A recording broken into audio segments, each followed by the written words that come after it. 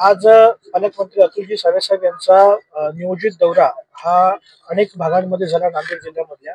त्यापैकी बिलोली तालुक्यामधील बऱ्याच गावांना आणि काही ज्या ठिकाणी अनेक जणांना गावातील स्थलांतरित करून ज्या ठिकाणी रेस्क्यू केलेलं आहे त्या ठिकाणी त्यांनी भेटी दिल्या. शेतींचं मोठ्या प्रमाणात नुकसान झालंय, घरपडींचं नुकसान झालेलं आहे, मुळे नुकसान झालंय. अशा अनेक भागांना अतुलजी सावे साहेबांनी भेट दिलेली आहे आणि एकंदर परिस्थिती ही पूर्ण जिल्ह्यामध्येच वाईट आहे.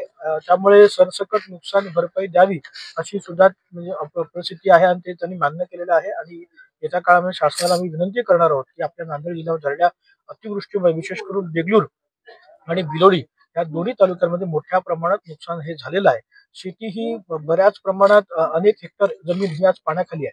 त्यामुळे शेतीचं नुकसान भरपूर आहे. त्यामुळे त्याबद्दल कुठलाही निर्विवादपणे शेतकऱ्यांना मदत त्यामध्ये होणार आहे असं पालकमंत्री अतुलजी सावे साहेबांनी सांगितलेलं आहे. आज इथं गोंधळ पण झाला, पालकमंत्री न बघतात जात होते, काय सांगा? मुळात तसं नाहीये. पालकमंत्री मोदींनी त्यांच्या प्रोग्रामच्या बाहेर जाऊन जनतेला वेळ दिलेला आहे आणि त्या ठिकाणी ज्या ठिकाणी जनता ही घेऊन जात होती त्या ठिकाणी पालकमंत्री महोदय गेले आणि त्यांनी भेट देऊन त्यांचं सांत्वन करून निघाले. हे माझ्या माहितीमध्ये असं आहे. सर, एकंदरीत शेतकऱ्याचं म्हणणं की मागचा पीक विमा जो होतो आतापर्यंत आजपर्यंत शेतकऱ्यांना मिळाला नाही, परत ह्याच मुळे संकट शेतकऱ्यावर हे कसं? हे बघा, मागचा पीक विम्यामधल्या माझ्या मतदारसंघामध्ये अनेकांना पीक विमा हा मिळालेला आहे, काही जणांना राहिलेला आहे. तोही येत्या टप्प्यात पूर्ण होईल असं आता आम्ही कलेक्टर मोदींशी त्यावरती बोललेलो आहे.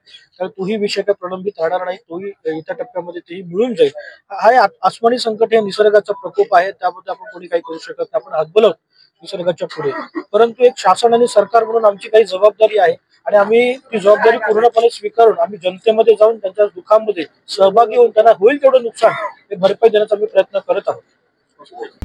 आता isakal.com आहे देशातील नंबर 1 ची मराठी न्यूज वेबसाईट.